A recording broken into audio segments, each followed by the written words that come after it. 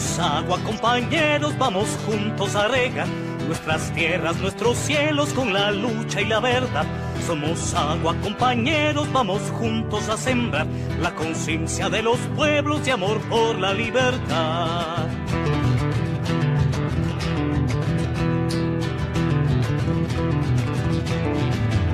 Somos agua, compañeros, vamos juntos a marchar, inundaremos las ciudades con ríos de dignidad.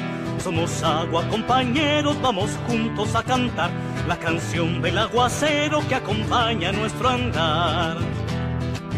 Por nuestras venas corre el agua que es fuerza para avanzar, por una vida esplendorosa con futuro y libertad. Porque el agua es la vida, la cosecha es la paz, porque el agua...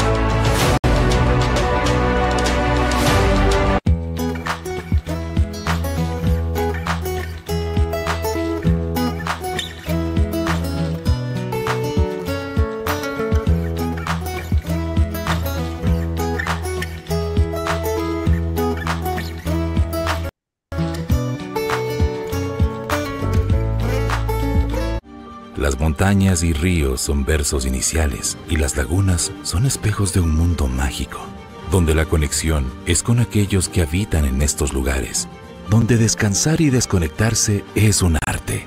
Este rincón que abraza las tradiciones y los escondites naturales de nuestra tierra es Azuay, donde la magia de la vida se revela en cada paso.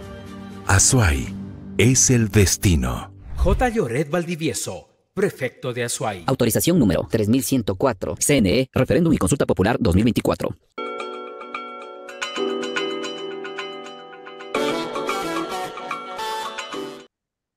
Muy buenos días, amigos, amigas. Les damos la más cordial bienvenida a esta entrega de Derechos Urbanos el día de hoy, martes 9 de abril, en el que queremos conversar sobre los acontecimientos, sobre la coyuntura, sobre lo que está sucediendo en nuestro país a nivel político. Pero para eso estamos aquí justamente con nuestro invitado, el doctor Simón Valdivieso Vintimilla. Él es abogado en libre ejercicio profesional, especialista en derecho penal. Es además escritor, le hemos leído mucho de sus publicaciones y nos encanta que haga ese trabajo para compartir con nosotros esa habilidad y además ese talento. Y además también Simón es catedrático universitario. Bienvenido, Simón, a este espacio de diálogo, de análisis, de aporte para una opinión que tenga, como decíamos hace un momento antes de entrar al aire, mayores elementos de análisis para que podamos entender qué está pasando en nuestro país. El tema de hoy, sí, sin duda tiene que ser el tema de la invasión a la embajada mexicana por parte del gobierno de Daniel Noboa. Es que realmente es un hecho que nos ha dejado a todos atónitos y no podemos tener todos los elementos, toda la comprensión. Quisiéramos desmenuzar un poquito más desde lo político, lo jurídico y, como tú bien lo decías, desde lo ciudadano, cuáles son las consecuencias de esta situación.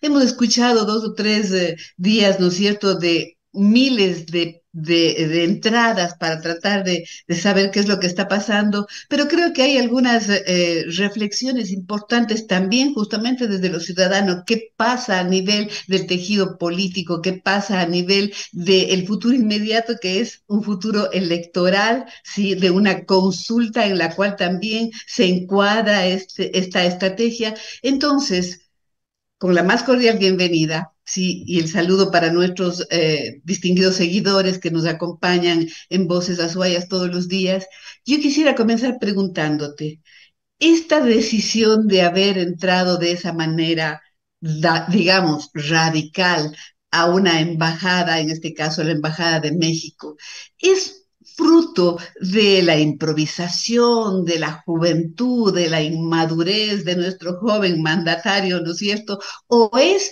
una estrategia fríamente calculada, deliberada, que responde a una lógica de implementación de un plan, si se quiere, ¿no es cierto? Fríamente, como decíamos, calculado para lograr ciertos intereses. ¿Qué estamos viendo, Simón, frente a esta decisión tan, insisto, radical, por ponerle algún calificativo? Gracias, Anita, nuevamente por la oportunidad de poder conservar, de conversar y como decíamos, es un espacio de reflexión desde lo jurídico, desde lo político y desde lo ciudadano, sin lugar a dudas, porque esto ya está en el imaginario social, lo que ha sucedido, porque la noche del domingo 5 de abril del 2024 es una de esas noches que ya está grabada en la memoria de las y los ecuatorianos. Me pareció muy interesante el inicio de tu conversación y presentación cuando decías la invasión. Y me parece muy apropiado el término porque hay que diferenciar y no lo hacen, y no quiero caer en el tema de ser eminentemente técnico jurídico en el análisis, pero sí es necesario, porque esto no es un allanamiento. Ojo, el allanamiento es un procedimiento jurídico que nace de un órgano jurisdiccional y que en este caso de una embajada va por una vía diplomática. Y obviamente vamos a conversar sobre eso. Sin embargo, lo que sucedió esa noche es efectivamente una invasión. Es decir, es un acto de hecho y por eso para hablar de las consecuencias es fundamental partir de los hechos. Tú decías, esto está calculado, es un error, es un traspié. Yo pienso que en política, al margen del personaje del primer ciudadano del país que está a la cabeza de las Fuerzas Armadas, de la Policía Nacional, que lleva los rumbos del Ecuador, al margen de eso, yo creo que en política todo está plenamente concebido. Es decir, aquí pueden haber errores, traspiés a futuro, pero lo que se hace está calculado. Es decir, el resultado puede ser el día de mañana que se diga esto fue un error, cometimos este desliz. Sin embargo, cuando se ejecuta un acto está bien planificado. Es decir, hay una estrategia detrás de una acción, en este caso la del presidente Noboa, de entrar a la embajada americana, tomar al dos veces ex vicepresidente y dos veces condenado, como es Jorge Glass, y obviamente llevarlo a una unidad judicial y luego trasladarlo a un centro de privación de libertad de máxima seguridad. Y aquí hago un paréntesis. Parece que, y eso hay que leerlo muy detenidamente, el hecho de que el gobierno o el servicio, el sistema de justicia está en la línea del gobierno porque todos aquellos delincuentes que de alguna manera tienen una vinculación política, verbigracia, la hija, el hijo de la vicepresidenta van a La Roca.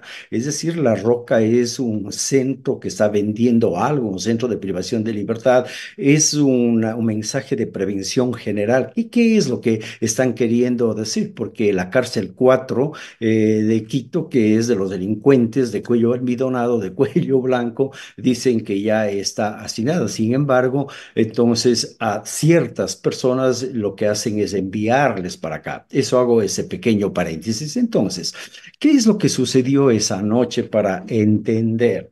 Eh, Obviamente que el procedimiento en derecho no se ha cumplido. ¿Y por qué digo eso?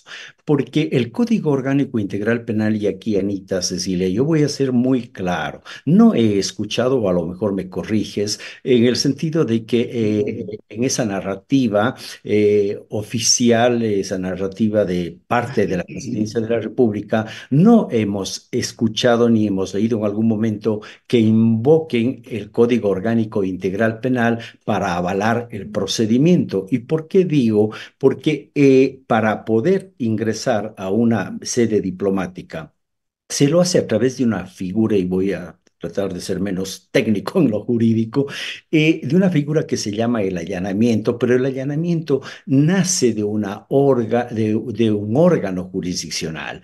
¿Por qué? Porque así como el domicilio, una sede diplomática son inviolables y solamente con una orden de un juez se puede ingresar en casos excepcionales. En este caso, el Código Orgánico Integral Penal, en el artículo 480, si la memoria no me falla, prevé el allanamiento para sacar, obviamente, a una persona contra la que se ha dictado una orden de prisión o una sentencia condenatoria. Pero al tratarse, y eso se requiere de orden de juez, y el Código Orgánico Integral Penal en el artículo 481.4 es muy claro cuando hace referencia para allanar, que es un término jurídico, una misión diplomática o consular o la residencia de los miembros de las respectivas misiones. La o el juzgador, Anita, no hemos escuchado, no hemos leído que el gobierno en su narrativa tenga y diga, tenemos o recurrimos a la o al juzgador, dice, dirigirá con copia del proceso a la entidad encargada de las políticas de relaciones exteriores, solicitando la práctica de la diligencia. En caso de negativa del agente diplomático o consular, el allanamiento no podrá realizarse. En todo caso, se acogerá lo dispuesto en las convenciones internacionales vigentes. Este procedimiento no lo hizo el presidente de la República. Tenía que haber pedido al juez natural, al juez de la causa, al juez del señor Glass, que proceda de esa manera. Me dirás, claro que el presidente ha dicho que hubieron cartas que enviaron. A ver, eso es desde el Ejecutivo. Cartas van, cartas vienen, pero no este procedimiento. Este procedimiento no se cumplió por parte del gobierno en el acto que tú dices con bastante acierto. Es un acto realmente de invasión y que obviamente ha generado una serie de reproches divididos, por supuesto, en el Ecuador y de alguna manera en el marco del derecho internacional, de las relaciones diplomáticas, parece que hay una gran mayoría de estados que han protestado y han rechazado, pero obviamente esto, no sé si tenemos tiempo más tarde para seguir conversando, pero obviamente estas protestas diplomáticas, son elementales, es decir, no tienen ninguna repercusión y son esos actos de solidaridad entre estados, pero nadie entra a tocar el fondo, ¿sí? Porque en este caso se ha violado la soberanía de un estado que es la soberanía del estado mexicano al no cumplir con el procedimiento, en este caso legal, para entrar a la embajada. Hay posibilidades, y cierro, Anita, de allanamiento que son forzosas. Es decir, son forzosas cuando, por ejemplo, se habría estado cometiendo un delito dentro de la embajada. No sé, un incendio o algún caso fortuito, algo de fuerza mayor que impida ir por la vía diplomática, sino el Estado en salvaguarda de los intereses de las personas que están ahí puede hacerlo. Cuando hay un permiso, exactamente, pero esas son situaciones excepcionales y que en este caso el acto del 5 de abril no está dentro de las excepciones que el propio derecho internacional público lo prevé. Vamos a hilar más fino. En el tema jurídico, por supuesto, yo soy neófita y no comprendo mucho, pero claro, ahora acabo de entender justamente esta diferencia entre allanamiento e invasión, que también lo pusimos deliberadamente, ¿sí? Porque estamos convencidos de que aquí ya no hay impunidad. Y esa es una de las cosas importantes. Ir develando que detrás de este gobierno no hay un niño ingenuo que cometa errores, ¿sí? Sino hay realmente un conjunto de personas que están asesorándole en el marco de una línea que tiene un proyecto detrás, un proyecto no solamente político, pero también económico, y que están dispuestos a jugarse el todo por el todo, ¿sí? Para lograr que esta posibilidad de estar en el gobierno y de alcanzar el poder se extienda. Ahora, no fue una acción, digamos, ingenua, sino más bien pensada, y no les interesó cumplir con el debido proceso, no les interesó. Por lo tanto, ahí también hay una actitud, es decir, no les importa romper con la normatividad, con la legalidad, con la institucionalidad, a fin de lograr tal vez allí efectos políticos. Sin duda que se lograron efectos políticos porque la construcción de la imagen y la narrativa, justamente esos son los temas de fondo, ¿no es cierto?, que se quiere enviar, el mensaje que se quiere enviar a la ciudadanía es de un gobierno fuerte, dispuesto a todo por, entre comillas, defender la seguridad ciudadana y en contra de la impunidad. Entonces, me parece que políticamente hablando, ¿no es cierto?, lo que intentaron, sí, Novoa y su equipo de asesores, es dar un golpe mediático aparte, ¿no es cierto?, de todo lo que vienen haciendo en el marco de una consulta electoral que quiere fortalecerse y por supuesto que en el marco también de lograr mayor popularidad. ¿Son estas las intenciones detrás de esta acción? ¿Son intenciones políticas? ¿Cuáles son esas intenciones, Simón? Bueno, sin lugar a dudas, todo lo que provenga del Ejecutivo, todo lo que provenga del Legislativo e incluso las decisiones judiciales tienen siempre un carácter eminentemente político. Es decir, cuando, por ejemplo, nosotros hablamos de un juez frente a las garantías constitucionales, el juez es un juez eminentemente político, de tal suerte que tenemos una Corte Constitucional que es política, es decir, porque se resuelven problemas de seres humanos que tienen que En el ver con ejercicio de la la política. sociedad y en el ejercicio de la política, sin lugar a dudas. Entonces, las acciones del presidente no están desprovistas de eso. Como decías, yo pienso que detrás de esto no solamente existe un plan político, es decir, una proyección de una persona y de un grupo hacia un proceso electoral que se viene, el del 21 de abril, sino más allá el de las elecciones del año 2025. Pero detrás de este proyecto humano y político existen otros intereses que incluso son intereses transnacionales. Es decir, no solamente tenemos que mirar lo que sucedió en la Embajada Mexicana como un hecho político interno, es un acto de irrupción del gobierno del Ecuador, atacando la soberanía de un Estado, de la soberanía de un Estado como es el Estado mexicano, sino va un poco más allá. Simplemente lo que sucede es que incluso lo pongo para recordar un poco y refrescar la memoria de los ecuatorianos, es interesante que el Plan Fénix, que tiene que ver con la seguridad, que a cada rato el gobierno se apropia de las acciones de la Fiscalía General del Estado. Es decir, eso es una cuestión que no. Realmente la que le está haciendo ahí la proyección política es la Fiscalía General, porque con todo lo que está llevando a cabo, ¿no es cierto?, como que de pasito arrastra una imagen positiva para la gestión del gobierno. Pero indudablemente, entonces, yo alguna vez hacía esa reflexión y decía, las investigaciones de la fiscal general del Estado, que es una lucha contra la impunidad, que se ha convertido en adalid de la lucha contra la corrupción, que ha concentrado su trabajo en tres casos ahora que son eminentemente emblemáticos y que tienen un matiz político y que evidencia sin lugar a dudas la metástasis de la corrupción en el Ecuador. Por eso es que también algún rato decía que la corrupción o la metástasis no es ni capitalina ni porteña, sino la metástasis es nacional y la fiscal está, ella, peleando, pongo entre comillas, peleando porque ella ejerce su función, eso no es pelear, ella está enfocada en sus casos emblemáticos, sin embargo, la corrupción en el resto del país vive a lo ancho.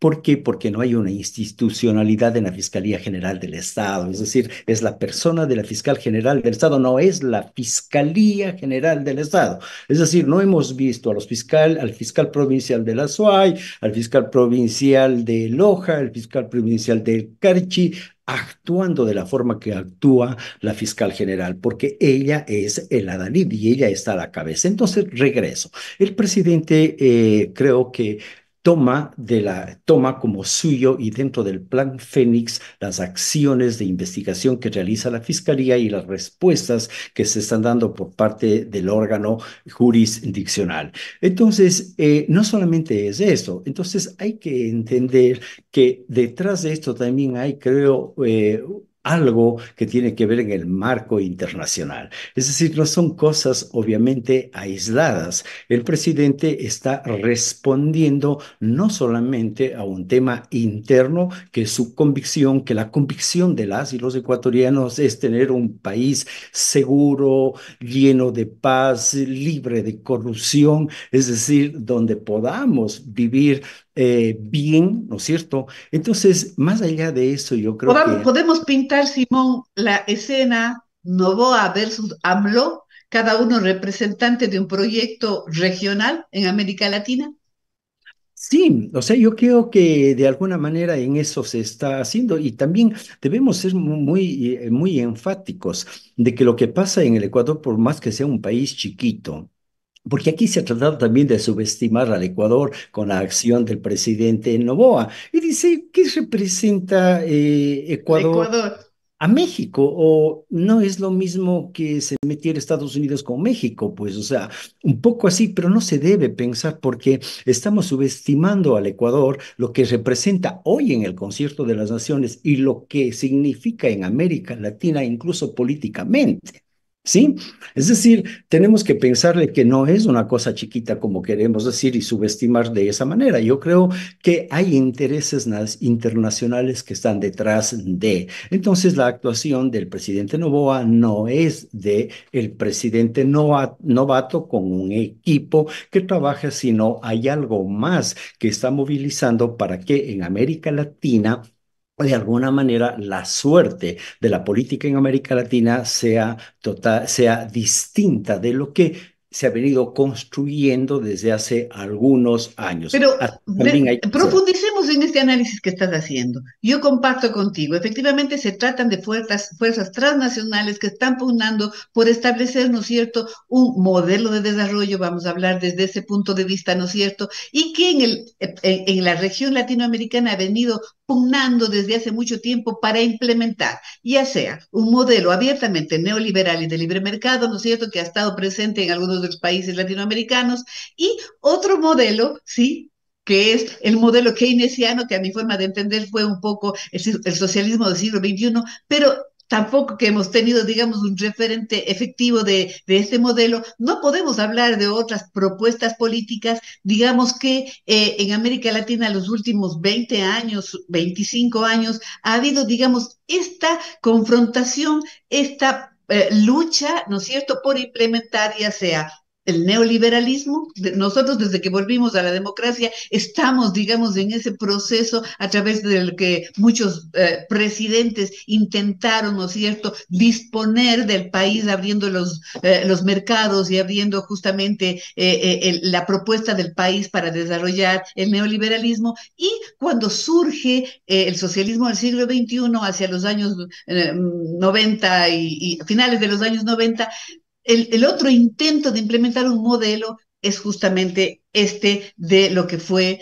el encuentro en Brasil, eh, y que se desarrolla, por supuesto que se desarrolla en Argentina, en Bolivia, en Ecuador, en Brasil con Lula, en Venezuela sin duda, ¿no es cierto? Pero que de alguna manera el socialismo del siglo XXI se confundió, Simón, y eso quisiera que nos ayudes a aclarar, con el acumulado de la lucha de izquierda, que la izquierda tampoco ha logrado ni llegar, ni ser, ni apostarle a nada. Es decir, la izquierda también ha tenido un rotundo fracaso, ¿sí?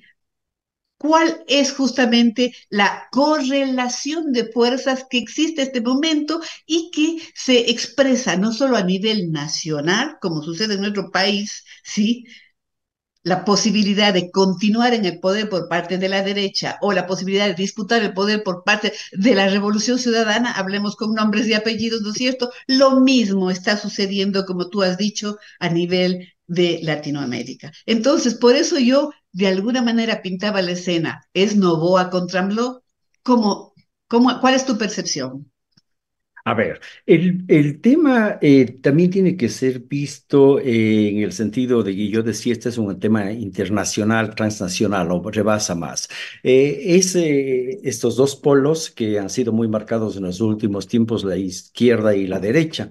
La izquierda contaminada por el populismo, contaminada por el populismo, sin lugar a dudas, en una cierta izquierda en el Ecuador, en América Latina, contaminada con el narcotráfico, porque también hay que ser totalmente claros. Ese es un factor interesantísimo, Simón, porque ahora el narcotráfico es un actor político también. Perdón la interrupción. Sí, sí, sí, se ha convertido obviamente de tal suerte que caso Metástasis Purga y el último caso Plaga de la investigación que realiza la Fiscal General del Estado ha evidenciado que los tentáculos del crimen organizado, que en algún momento me he permitido decir que es el sexto poder del Estado, ese poder subterráneo que existe, pero que tiene los tentáculos metidos o ha evidenciado que está en el Consejo de la Judicatura, que está en los jueces, que está en los fiscales, que está en los abogados de libre ejercicio profesional, que está en la política, que ha tocado a ciertos partidos y movimientos políticos, a esas vacas sagradas de la política o de la politiquería ecuatoriana, porque la política es una ciencia, sino Sí. penosamente los voceros que tenemos le han desprestigiado, le han prostituido a esta ciencia que está al servicio de las y de los ciudadanos para mejorar los niveles de vida. Entonces, yo Pero, creo que Simón, perdón sí, nuevamente, no, sí, también en esto está metida el sector privado. pero, Todas las lavanderías que existen del dinero que circula en los bancos, en los comercios, en las industrias, en las empresas, también están metidos. O sea, allí también hay que decir las cosas que suceden en este país. pero obviamente, ¿por qué? Porque no hay un control de parte del Estado. Es decir, el Estado es el gran alcahuete de lo que está sucediendo en el mundo privado, en el campo privado. Es decir, porque no hay los controles necesarios y porque evidentemente es el narcotráfico, la delincuencia organizada, este sexto poder del Estado el que está manejando los destinos de la patria. Y como dices, dijiste tú, Anita, se ha convertido también en un actor político, porque obviamente nosotros lo vemos enrostrado en cada una de las acciones que se dan. Entonces, yo creo que esto tiene que incluso que ver, porque hace, no sé si la memoria me falla, 2 años aproximadamente hubo una reunión en España o en México, en donde curiosamente se reunió la derecha, la ultraderecha en el mundo. Eh, el hijo de Bolsonaro, el hijo de Bolsonaro, eh, Led Walesa, el representante de Vox en España, la italiana que está de ministra, Miloni, eh, exactamente Milei, Milei. Milei, ¿No estaría también ahí nuestra distinguida vicepresidenta? ella llegó después. Ella llegó más tardecito. Pero ¿qué es lo curioso? Es que este plan se va cumpliendo, porque de seguro ya Milei está en la Argentina.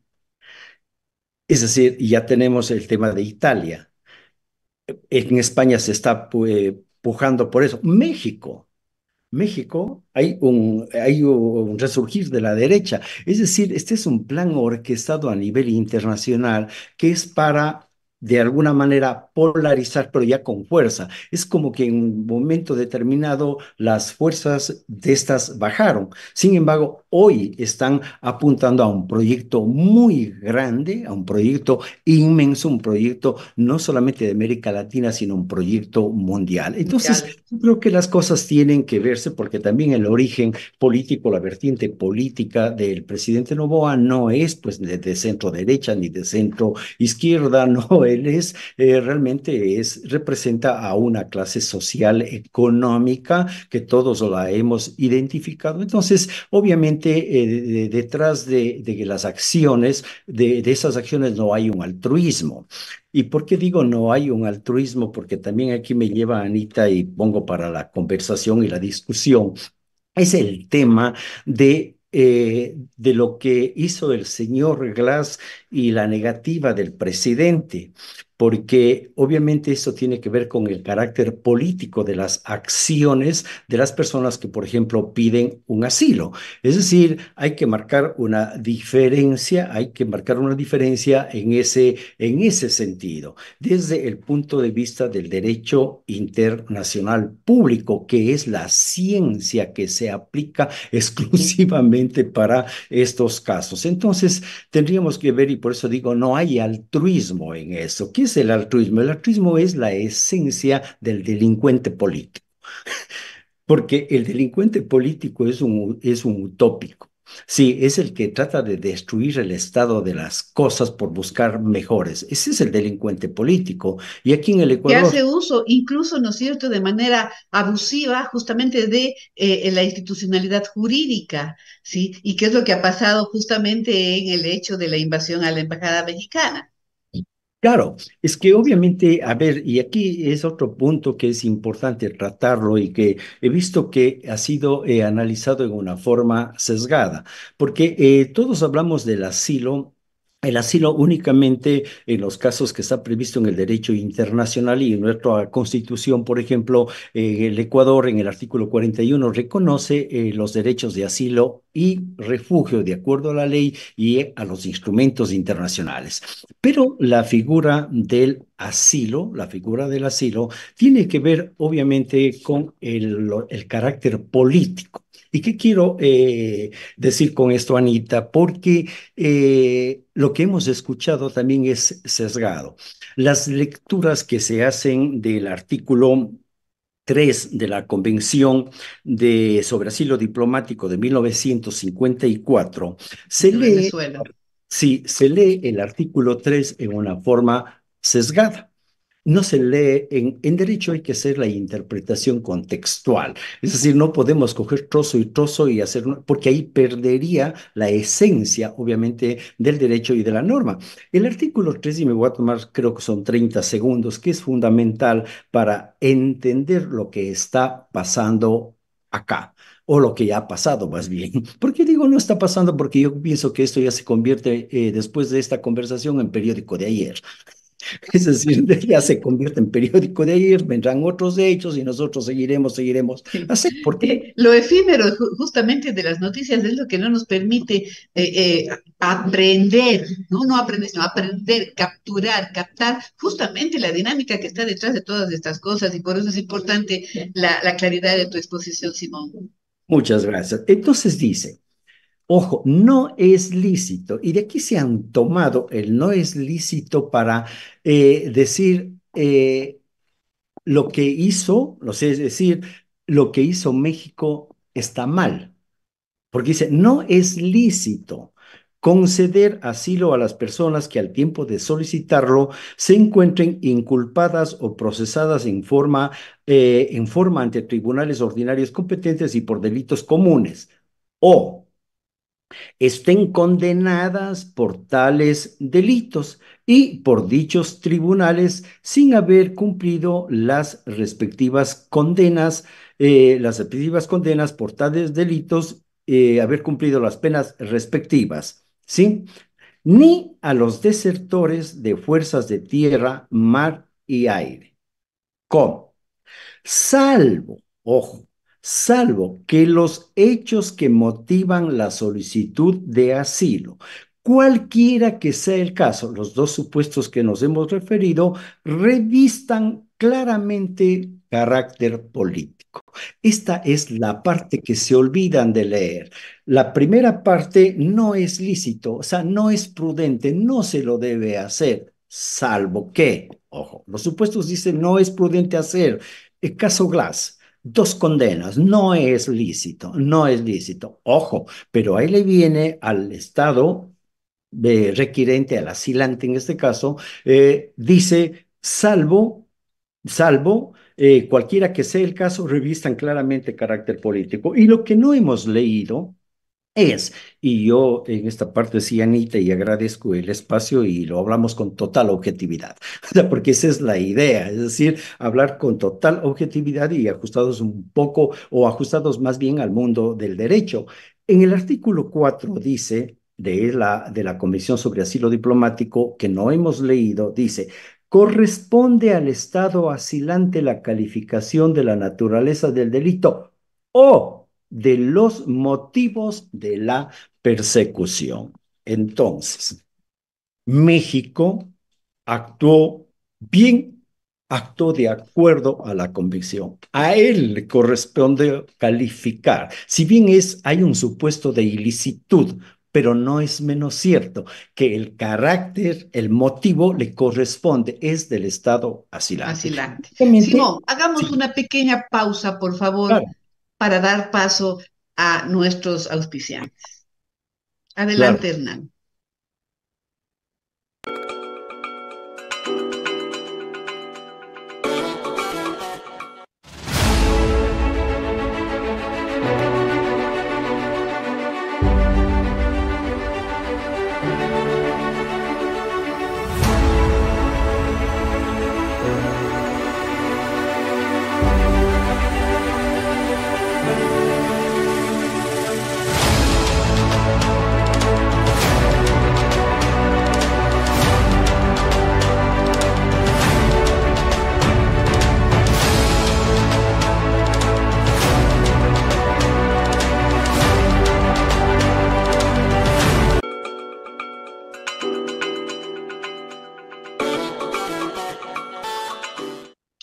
Continuamos con este análisis con el doctor Simón Valdivieso. Estamos analizando las consecuencias del hecho de haber sido testigos de la invasión a la Embajada Mexicana este domingo 5 de abril. Adelante, Simón.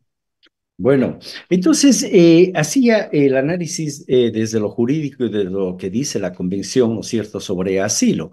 La lectura ha sido sesgada, es decir, totalmente tomamos prestado lo ilícito, no es lícito, pero nos olvidamos de la salvedad, pero nos olvidamos de leer el siguiente artículo, que es el que tiene que ver, sin lugar a dudas, con la facultad, que eso es exclusiva del Estado asilante. Fascinante. Por eso es que jamás pudimos entender que el presidente Lazo ni el presidente Noboa se nieguen a dar el salvoconducto. Entonces, aquí viene el tema ya en el marco de las relaciones internacionales. Recordemos que en nuestra Constitución, en el artículo 416.9, cuando hace referencia a las relaciones internacionales, dice que reconoce el derecho internacional como norma de conducta. Quiere decir que para lo uno y para lo otro, es decir, para el asilo y para la Convención de Viena, que tiene que ver sobre las inmunidades y las relaciones diplomáticas, el Ecuador, por ser suscriptor, se somete a eso. Aquí, ¿el Ecuador se sometió a eso? No, rompió las normas del derecho internacional. Es decir, el gobierno de Noboa no le importó lo que diga el 416.9, que tampoco ha sido invocado, como utilizas vos esa expresión, me parece hermosa, que es más humana la narrativa.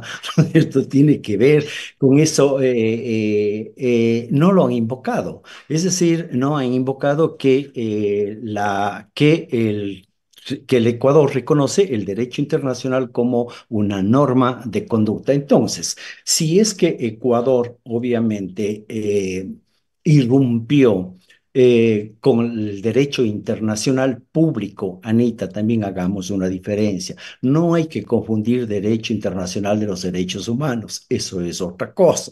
Sí, esto es derecho internacional público que marca las relaciones de los estados en el ejercicio del principio de soberanía. La soberanía de los pueblos expira en las fronteras.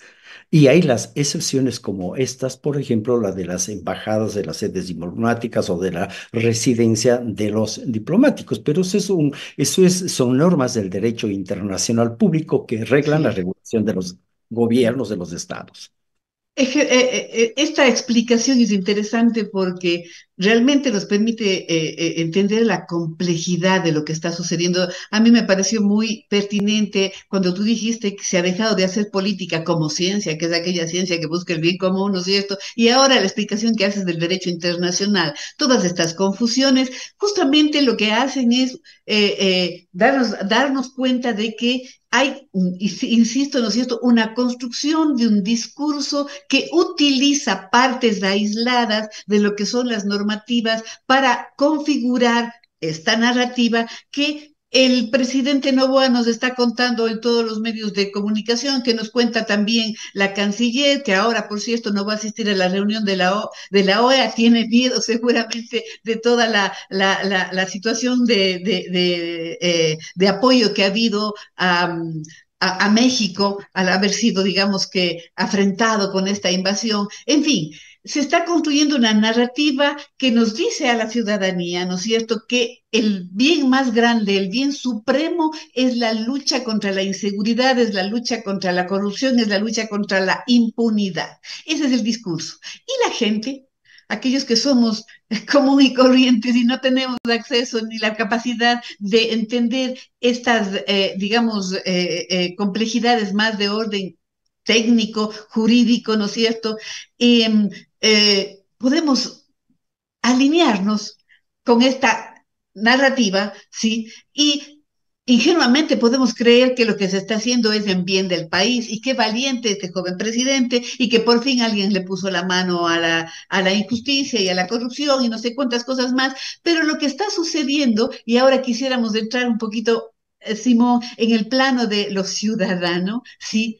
¿Qué pasa con la ciudadanía, con las organizaciones sociales, con los jóvenes que más necesitan justamente ir formando su cultura política, ¿no es cierto?, para develar qué hay detrás de las narrativas? ¿Sí? Nos toca, digo yo, a los ciudadanos alinearnos con el discurso a favor de la justicia, de la seguridad ciudadana, que el gobierno lo está haciendo, o alinearnos con el discurso de el otro que es, no, nos están imponiendo una agenda que está oculta, no, detrás de la militarización hay otras intenciones como por ejemplo no solo perseguir a las organizaciones delictivas, sino también a las organizaciones sociales. Es decir, tenemos solo dos opciones, estamos frente a una dicotomía, tenemos solo ese dilema o qué otras alternativas tenemos. Anita, el gobierno del presidente Noboa se caracteriza por haber desde un principio manejado una línea comunicacional. Yo no soy experto, pero es excelente. Hablo como gente de calle, como ciudadano de a pie, pero la forma en que lo maneja, yo no soy técnico en esa parte, pero es impresionante. Es decir, la línea comunicacional que tiene el presidente, incluso con los desaciertos que ha cometido, por ejemplo, los de la canciller, ¿no? Los de la canciller, el tema de querer dar la chatarra rusa a los Estados Unidos, esos desaciertos que se ha cometido, eso es porque el presidente no es un todólogo. Pues. El presidente únicamente está para discernir sobre la base de las mejores decisiones, las mejores, también siempre pongo entre comillas, De las su mejores. equipo asesor, Sí, sí. obviamente, entonces eso es, un presidente actúa de esa manera, actúa en equipo. Entonces, decía de que la línea comunicacional del régimen es excelente. Esto apunta, ¿en dónde? ¿A dónde apunta en definitiva esta línea comunicacional? Es para vendernos un discurso para legitimar las acciones del presidente. Mire, es curioso y por eso decía también Anita con la reflexión tuya, es que esto es un plan concebido y yo abría el abanico un poco más hacia afuera, ¿no es cierto? ¿Por qué? Porque simplemente, ¿quién dice, a ver, el presidente Noboa va a la OEA? No, va a la OEA porque le jalan de la oreja y le llevan. No, él va porque él pide ir.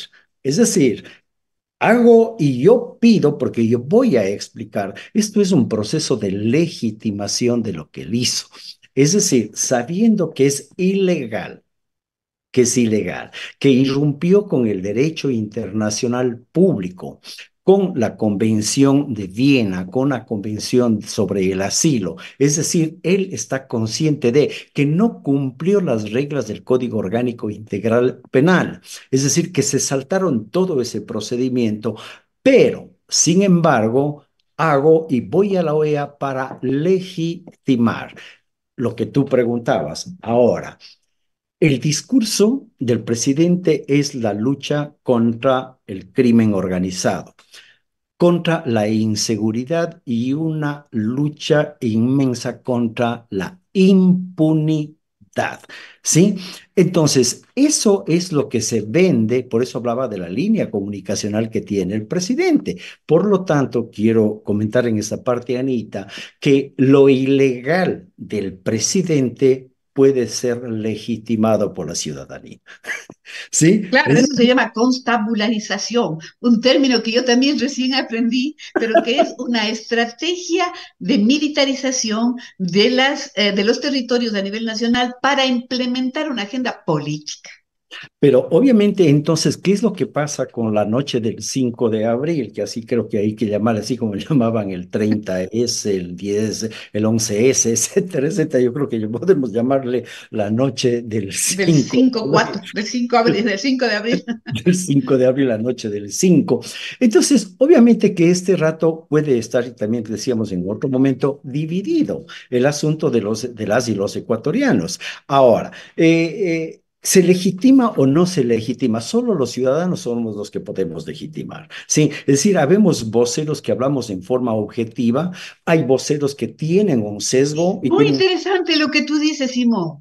La potestad de legitimar, aceptar, ¿sí? El discurso oficial está en la ciudadanía. Sin embargo, de lo cual, ¿no es cierto? Sí, esa potestad está, digamos que, atisborrada, si se quiere, de mensajes que se corifean en las redes y que sobre todo son repetidos por los jóvenes, ¿sí? Que están, digamos que, alineándose con esta postura del joven presidente, sin duda, que están legitimando la necesidad. Yo he escuchado a personas de las más cercanas que nunca esperé escuchar que sí, que es necesario la pena de muerte, que es necesario matarles a estos delincuentes, que bueno que se maten entre estas bandas, que debemos tener acceso al porte de armas, que en fin, es decir, posiciones ya realmente extremas con respecto a lo que pasa en el país, y esto es porque tiene un contexto creado, una atmósfera del terror. Estamos viviendo eso. Anita, nosotros tenemos, en el Ecuador se afincó desde hace muchos años la cultura del terror, la cultura del pavor, y obviamente lo que está vendiendo el presidente Noboa es superar esa cultura del terror. El decreto 110 y el decreto 111, que nos dio un respiro, sin lugar a dudas en temas de inseguridad, se ha ido cayendo. En tanto, porque hace 15 días la Como tú violencia. decías, no ha estado muerto, ha andado de Entonces se ha ido parranda. desparrando. Sí, y las cárceles son un león dormido, porque las cárceles son el cuartel general del crimen organizado. Correcto. Desde de ahí se vacuna adentro y se vacuna afuera. Es decir, está el crimen, el SNAI es la fuente de la corrupción del crimen organizado. Y obviamente que con el decreto 110 y el decreto 111 nos dio un respiro el presidente. Se acabó el decreto 110, pero las y los ecuatorianos no pensamos o no leímos bien el decreto 111. No es que las Fuerzas Armadas terminaron, se terminó el estado de excepción, la prórroga de los 90 días, pero el decreto 111 es un decreto para largo. ¿Por qué para Correcto. largo? Porque, Correcto, esto está muy claro, Simón. Se ¿por qué? acabó el decreto de estado de excepción, pero sí, el decreto 111 se puede extender. La consulta es inoficiosa. Y voy a ir a una pregunta tal vez difícil. ¿Quiere decir que si gana el sí en la consulta popular, estamos legitimando de una vez y por todas y constitucionalizando esta agenda política que tiene Novoa? Sin lugar a dudas. Además, yo pienso que ahí hago un paréntesis, Anita. Yo no creo que, como por ahí escuché decir que la irrupción en la embajada tiene un propósito, la consulta popular, porque sería tampoco desconocer los resultados de las encuestadoras. Y Noboa, frente a la consulta popular o el pronunciamiento de las y los ecuatorianos, es al sí. Es decir, hay un 51 y pico por ciento que dice que votaría sí a la consulta. Entonces, de pronto, ese 51 podría fallar y fue necesario hacer eso. Yo ahí sí soy escéptico. Yo no creo que va por esa línea, porque él tiene afincado y la lucha, como tú has puesto tres ejes, la inseguridad, la lucha contra la impunidad, ¿no es cierto? Son la línea del presidente y obviamente el combate a la delincuencia organizada. Y por eso regreso al decreto 111. Este decreto 111 está anclado en el Código Orgánico Integral Penal. ¿Qué quiere decir eso? Que los militares no dejan de actuar porque el estado de excepción se acaba, sino hasta cuando exterminen a los focos. Y lo que hizo, y por eso te digo, la estrategia del presidente y de quienes están detrás de él, que no es una cuestión local, sino es transnacional, hizo lo que no hizo Lazo. Lazo, Lazo no hizo, ¿no? Por eso es que también hay un punto a favor del presidente Noboa, que es que Lazo dejó que se vaya, tocata y fugata, se fue la exministra de la María de embajada. Los Ángeles Duarte. Se fue. Entonces, obviamente fue un bochorno, algo increíble para el presidente, pero no le importó. Él, en cambio, ha hecho lo que el otro no hizo en lo más temprano. Esos son puntos, obviamente, a su favor.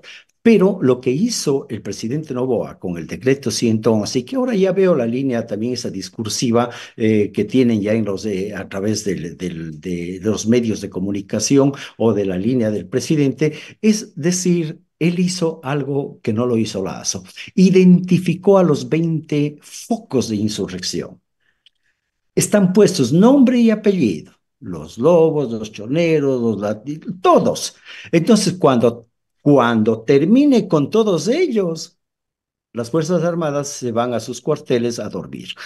Ahora, no van a terminar con todos ellos, sí, y voy a decir algo que es grave, porque son parte de una estrategia también que tiene que ver, ¿no es cierto?, con lo que es permear aquellas zonas conflictivas socialmente, como son, por ejemplo, las comunidades en donde hay minería, en donde hay petróleo, en donde están los mecheros, en donde hay resistencia. Por lo tanto, sí, la militarización va a perseguir también a las organizaciones sociales. Pensaríamos que no, porque de acuerdo al decreto 111 está orientado a, pero si nosotros vinculamos y decimos que en la minería ilegal está el crimen organizado, sin lugar a dudas, porque el objetivo es atacar 20 organizaciones delictivas que están identificadas. Lazo no lo hizo. Lazo habló en una forma así, el crimen organizado, la delincuencia. No, no, no. Él Me dijo, sí, faltaba capacidad. y él dijo, son estos, por lo tanto, anclado en el Código Orgánico Integral Penal, va más allá, Anita. Entonces, la presencia de las Fuerzas Armadas, más allá de una consulta popular, más allá de una consulta popular, tiene un decreto ejecutivo que no ha sido declarado inconstitucional, que tiene todos los visos de constitucional. Entonces, por lo tanto, está afincada la presencia de las Fuerzas Armadas en nombre del combate a la delincuencia organizada y para dar seguridad a las y los ecuatorianos. Entonces, la consulta popular estaría un tanto por demás, o que esta acción que estamos conversando sea orientada a aumentar la popularidad y obtener un sí, porque si se trata de inseguridad y de combate a la inseguridad, ya están actuando ahí, con los, obviamente, desaciertos. Nos falta el tiempo, Simón. Me hubiera gustado que este programa dure mucho más, pero se nos acabó el tiempo y sin duda, ¿no es cierto?, quedan muchas cosas pendientes. Será para una próxima oportunidad. No me queda más que agradecerte muchísimo por los análisis que has desarrollado en esta hora de conversación y te dejo en las palabras finales, por favor. Anita, nuevamente muchas gracias. Una conversación súper rica, dinámica. No sé como dicen, creo que necesitábamos más tiempo, pero no les podemos cansar a los oyentes. Sin embargo, Muchísimas gracias. sin embargo, quería cerrar con esto. Yo creo que el presidente, pese a que no lo ha dicho y lo dirá a lo mejor, él ha actuado en algo que los ciudadanos quieren ver. Yo utilizo una metáfora de una figura que tenemos del estado de necesidad en el derecho penal. Cuando una persona defiende los derechos de un tercero, que es la legítima defensa de terceros. Es decir, aquí el presidente de la República, obviamente, si le quieres tomar metafóricamente hablado, ha ha apuntado a defender el derecho de las y los ecuatorianos. Olvidémonos que ya cambiaron el discurso, ya no era el tema de la soberanía, hoy se habla de la dignidad. Y efectivamente ese es un derecho inmenso que tenemos los ciudadanos, la dignidad. Y yo creo que metafóricamente hablando, el presidente puede anclarse en la figura de la defensa legítima de terceros. En nombre del pueblo hizo lo que hizo y con eso se justificaría y veamos si es que los ecuatorianos legitimamos esa acción del presidente. Muchísimas gracias, Simón. Muy claro, mucha atención en lo que acabamos de escuchar. El cierre de este programa nos alerta justamente sobre lo que está pasando y yo repito lo que ha dicho el doctor Simón Valdivieso. Es, sí, opción de la ciudadanía legitimar esta agenda política que el gobierno de Noboa está implementando en el país. Depende de nosotros. Saludos amigos y amigas. Muchas gracias nuevamente al doctor Simón Valdivieso y será hasta una próxima entrega. Hasta pronto. Muchas gracias. Chao.